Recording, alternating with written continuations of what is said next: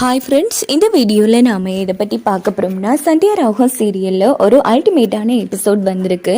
அதை பற்றி தான் இந்த வீடியோவில் பார்க்க போகிறோம். அதுக்கு முன்னாடி நம்ம சேனலை சப்ஸ்கிரைப் பண்ணாதவங்க கீழே இருக்கிற சப்ஸ்கிரைப் பண்ணை கிளிக் பண்ணிவிட்டு பக்கத்தில் இருக்கிற பெல் பண்ணி கிளிக் பண்ணிடுங்க. சரி, வாங்க வீடியோக்குள்ளே போகலாம். இந்த ஒரு எபிசோட் எப்படி ஸ்டார்ட் ஆகுதுன்னா, நம்ம ரகுராம் வீட்டை தான் காமிக்கிறாங்க.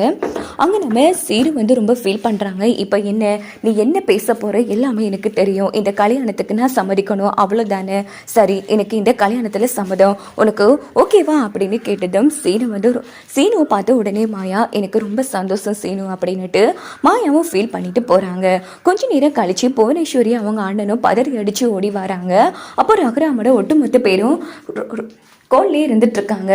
ஐயோ ரகுராம், என்ன ஆச்சு அப்படின்னு கேட்கும்போது, ஒன்றும் இல்லை, சாதாரண நெஞ்சு வலி தான் அப்படின்னு சொல்கிறாங்க. என்ன ரகுராம், என்கிட்ட ஏன் இதை பற்றி எதுவுமே யாருமே சொல்ல இல்லை? அட்லீஸ்ட் நான் இந்த வீட்டோட சம்மந்தி, அந்த உரிமையில் அடிப்படையாச்சும் என்கிட்ட யாராச்சும் இன்ஃபார்ம் பண்ணிக்கலாம்ல அப்படின்னு நம்ம புவனேஸ்வரி பதட்டப்படுறாங்க.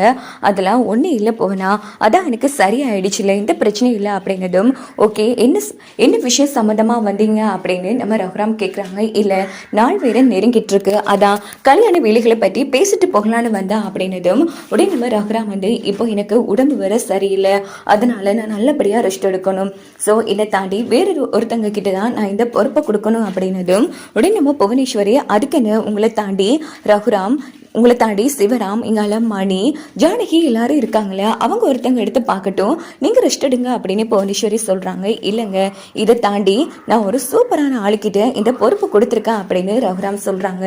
என்ன ரகுராம் சொல்கிறீங்க? ஆமாம், நம்மளை விட வயசில் சின்னவங்க தான், ஆனால் அனுபவம் ரொம்ப பெருசு அப்படின்னு செம்ம பில்டப் கொடுக்குறாங்க ரகுராம். யாருங்க அது, அவங்க ரொம்ப பெரிய ஆளாக இருப்பாங்க போல இருக்கே அப்படின்னு புவனேஸ்வரி அண்ணன் கேட்டதும், அது வேற யாரும் இல்லை, நம்ம மாயா தான் அப்படின்னு ரகுராம் சொல்கிறாங்க. இது கேட்டு புவனேஸ்வரி அவங்க அண்ணன் செம டென்ஷன் ஆகிறாங்க. என்ன ரகுராம் சொல்கிறீங்க? இங்கே பாருங்க, அனுபவத்தில் நம்ம ரகுராம், இங்கால மணி இல்லை, சிவராம், மணி எல்லாரும் இருக்கும்போது எதுக்காக வெளிநாட்டில இருந்து வந்த பொண்ணு மாயா கிட்ட இவ்வளோ பெரிய பொறுப்பு கொடுத்தீங்க? எனக்கு என்னமோ சரியா வரும்னு தோணலை அப்படின்னதும், இல்லை மாயாவுக்கு இப்போ எல்லாமே தெரியும், கண்டிப்பா அவன் நல்லபடியா செய்வான்னு எனக்கு நம்பிக்கை இருக்கு அப்படின்னதும், உடனே நம்ம ஜானகி எங்க உங்களுக்கு உடம்பு சரியில்லை, நீங்க போய் ரெஸ்ட் எடுங்க அப்படின்னதும், ரகுராம் நீரா அவங்க ரூமுக்கு போய் இருக்காங்க. அப்பன்னு பார்த்து புவனேஸ்வரி, அதை நீங்களாச்சும் புரியுற மாதிரி ரகுராம் கிட்டே எடுத்து சொல்ல வேண்டியதானே, இந்த மாயா வெளிநாட்டுல இருந்து வந்த பொண்ணு, அவ சின்ன பொண்ணு கிட்ட போய் நாங்க பேச்சுவார்த்தை வைக்கணுமா? இங்க பாருங்க, ரகுராம் மாயா கிட்ட பொறுப்பு கொடுக்குறேன்னு பேர்ல எங்களை இறங்கி போய் பேச வச்சு அவமானப்படுத்த பாக்காரு. இங்க பாருங்க, அனுபவத்துல நீங்க இருக்கீங்க, ஜானகிக்கு எல்லாமே தெரியும், இங்கால மணி இருக்காரு, சிவராம் இருக்காரு, அப்படி இருக்கும்போது எதுக்கு நீங்க மாயா கிட்ட பொறுப்பு கொடுத்தீங்க? இது கொஞ்சம் கூட சரியில்லை. சரி, நாங்க கல்யாண சம்பந்தமா பேசணும், எங்க மாயா அப்படின்னு கேட்டதும், உடனே ஜானகி, மாயா வெளியில போயிருக்காங்க அப்படின்னு சொல்றாங்க. ஓஹோ மேடம், வெளியில வர போயிட்டாங்களா? மேடத்துக்கு எப்போ டைம் இருக்கோ அப்போ சொல்லுங்க, நாங்க மீட் பண்ணி பேசுறோம் அப்படின்னுட்டு புவனேஸ்வரி செம கான்ல கார் எடுத்துட்டு கிளம்பிடுறாங்க. இது எல்லாத்தையுமே ரகுராம் ரூம்ல இருந்து கேட்டு செம உச்சக்கிட்ட கோபத்துல இருக்காங்க.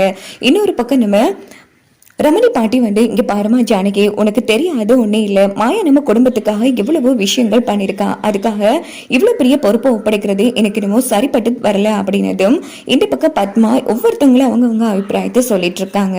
கடைசியா நம்ம சிவராம் அண்ணன் ஒரு பொறுப்பு எடுத்து மாயா கிட்ட கொடுத்துருக்காருன்னா கண்டிப்பா அதுக்கு பின்னாடியே ஒரு காரணம் இருக்கும். என்ன பண்றது, மாயாவுக்கு நாமள துணியா இருக்கலாம் அப்படின்னுட்டு சிவராம் அங்கிருந்து போனதும், நம்ம ரமணி பாட்டி, இங்க பாருமா, நாங்களா சொன்னா ரகுராம் கோவப்படுவான், நீ ஆச்சும் ரகுராம் கிட்ட எடுத்து சொல்லு அப்படின்னதும், உடனே ஜானகி ரகுராம் கூட பேசலான்னு வராங்க. அப்போ ரகுராம் ஃபேன் கூட போடாம இருக்காங்க. எங்க ஃபேன் கூட போடாம இருக்கீங்க, வேர்க்குது, தொடக்கட்டுமா அப்படின்னு கேட்டதும், உடனே நம்ம ரகுராம் காண்டாகிறாங்க. இப்போ உனக்கு என்ன வேணும் அப்படின்னு. இல்லைங்க, அது என்ன, நான் எல்லாரும் பேசுனதை கேட்டுட்டு தான் இருந்தேன். என் ஜானகி, என்னோட நியாயத்தை யாருமே யோசிச்சு பார்க்கவே மாட்டீங்களா? இவ்வளோ பெரிய பொறுப்பை நான் மாயா கிட்ட கொடுத்துருக்கேன்னு எல்லாரும் யோசிக்கிறீங்க. ஆனால் இதுக்கு பின்னாடி மிகப்பெரிய ஒரு காரணம் இருக்கு. அது என்ன காரணம் தெரியுமா? நான் மாயாவை வெறும் பொண்ணா மட்டும் பார்க்க இல்லை, நமக்கு ஒரு மூத்த பையன் இருந்தா நமக்கு பதிலாக அவன் தானே இந்த கல்யாணத்தை இழுத்து போட்டு செஞ்சிருப்பான். அப்படிப்பட்ட ஒரு பையனா தான் நான் என்னோட மாயாவை பார்க்குறேன். அவ பொண்ணுக்கு பொண்ணாவும் ஆணுக்கு ஆணாவும் இருக்கா. எதிர்த்து பேச வேண்டிய இடத்துல எதிர்த்து பேசுறா. அதே மாதிரி நம்ம குடும்பம்னா கௌரவம் நியாயம் எல்லாமே முக்கியம்னு நம்ம குடும்ப பக்கம் நிக்கா. நாளைக்கு நம்ம வீட்டுல ஒரு பிரச்சனை வரும்னா ஏன் நம்ம பொண்ணு சீனுவெல்லாம் நம்ம பக்கம் நிப்பாங்களான்னு எனக்கு சந்தேகமா இருக்கு. ஆனா கண்டிப்பா என் மாயா என் பக்கம் நிப்பா அப்படின்னதும் ஜானகி சந்தோஷப்படுறாங்க. நான் இவ்வளவு தூக்கி பிடிக்கிறேனே மாயாவை, இது என்னோட நியாயம் தரப்புலாம் உனக்கு புரியாதா ஜானகி? அவளுக்கு அனுபவம் கூட. எப்பவுமே தன்னோட நியாயம் வந்துட்டா தன்னோட அப்பாவை தூக்கி எறிஞ்சுவன் மாயா. ஸோ கண்டிப்பா அவன் நல்லபடியா இந்த ஃபங்க்ஷனை நடத்தி முடிப்பான்னு எனக்கு நம்பிக்கை இருக்கு அப்படின்னதும் ஜானகி செம ஹாப்பியாகிறாங்க. இன்னொரு பக்கம் நம்ம புவனேஸ்வரி அவங்க அண்ணனும் வரும்போது வழியில வண்டி ரிப்பேர் ஆயிடுது. அப்பன்னு பார்த்து மகாலிங்கம் வண்டியை சரி பண்ணி கொடுத்துட்றாங்க. என்ன ஆச்சுங்க? அந்த ரகுராமா அவமானப்படுத்தணும் அவ்வளவுதானேங்கிற மாதிரி கேட்டதும் புவனேஸ்வரி அதிர்ச்சி ஆகிறாங்க. உங்க எல்லா குணமும் எனக்கு தெரியுங்க, நம்ம கவலைப்படாதீங்க. ரகுராமை எப்படியாச்சும் நம்ம அசிங்கப்படுத்தணும். அவரோட நம்பிக்கையை அந்த மாயா தானே, மாயாவை வச்சு ரகுராம நாம அசிங்கப்படுத்தலாம்ங்கிற மாதிரி இவங்க ஒரு பக்கம் திட்டம் போடுறாங்க. மறுநாள் காலையில காமிக்கிறாங்க. நம்ம மாயா மண்டபம் புக் பண்றதுல இருந்து எல்லா வேலைகளையுமே சிறப்பா முடிச்சிடுறாங்க. அப்படின்னு பார்த்து மகாலிங்கம் நேரா வீட்டுக்கு வராங்க. என்ன சம்மந்தி, கல்யாணத்துக்குரிய வேலைகளை பார்க்க வேணாமா? கல்யாண பொறுப்பை வேற மாயா கிட்ட கொடுத்துருக்கீங்களா? இப்ப வரைக்கும் மாயா என்ன பண்ணி இருக்கா? இந்த பொண்ணு வீட்டுல இருக்கிறதுனா பார்க்கவே இல்லை, அங்க இங்கன்னு ஊர் தான் சுத்திட்டு இருக்கா அப்படின்னதும் உடனே ரகுராம் செம டென்ஷன் ஆகுறாங்க. இப்போ யாரு சொன்னா எந்த ஒரு வேலையும் நடக்கல? நீ இங்க பாருங்க, மண்டபம் புக் பண்ணியாச்சு. அதே மாதிரி என்னென்ன சாப்பாடு யார் யாருக்கு எப்படி எப்படி சாப்பாடு கொடுக்கணுமோ அதுக்கேற்ற மாதிரி சாப்பாடு ஆர்டர் கொடுத்துட்டேன். இப்போ எந்த ஒரு சாப்பாடுமே ஒயிட் ஃபுட்டா இருக்காது, எல்லாருக்கும் ஆரோக்கியமான ஃபுட் தான். வெஜிடேரியன் சாப்பிட்றவங்களுக்கு வெஜிடேரியன், மற்றவங்களுக்கெல்லாம் நான் வெஜிடேரியன், இப்படி எல்லாமே பார்த்து பார்த்து சாப்பாட்டு விஷயத்துல பண்ணியாச்சு. அதனால எதுக்கு கவலைப்பட தேவையில்லை. அதே மாதிரி கேமரா டெக்கரேஷன் எல்லாத்துக்குமே நான் ஆர்டர் கொடுத்துட்டேன் பெரியப்பா, அட்வான்ஸும் கொடுத்துட்டேன். நமக்கு கல்யாண நாளைக்கு முதல் நாளே எல்லாமே பக்காவா நடந்துரும் அப்படின்னதும் இதை கேட்டு ரகுராமோட குடும்பத்தவங்க எல்லாரும் செம்ம ஹாப்பி ஆகிறாங்க. என்னமா மாயா, தனி ஒரு ஆளா நின்று இவ்வளோ காரியம் பண்ணியிருக்கேன், இங்க பாரு பொறுப்போ உங்ககிட்ட தான் கொடுத்தனே தவிர தனி ஒரு ஆளா நின்று இந்த வேலையெல்லாம் நீ பார்க்கணும்னு அவசியம் இல்லை. ஹெல்ப்புக்கு நம்ம சிவராம் இங்கால மணி எல்லாரும் இருக்காங்க, அவங்க கூட நீ செய்து பண்ணி. இங்க பாருங்க பெரியப்பா, ஒரு பொறுப்பை நீங்க நம்பி கொடுத்துருக்கீங்க, அதனால அதை பொறுப்பா செய்ய வேண்டியது என்னோட கடமை அப்படின்னதும் பாத்தீங்களா சம்மந்தி, இந்த இடத்துல எங்க குடும்பத்துல எந்த ஒரு ஆம்பளையா இருந்தாலும் இப்படி பண்ண மாட்டாங்க. சொல்ல போனா மாயா என்னோட மூத்த பையன், அதை முதல்ல ஞாபகம் வச்சுக்கோங்க. இப்ப புரியுதா? உங்க கல்யாணத்துல எந்த குறையும் வராது, அதுக்கு நான் கேரண்டி அப்படின்னு ரகுராம் மாயாவை விட்டு கொடுக்காம பேசினதும் மகாலிங்க செம டென்ஷன் ஆகுறாங்க.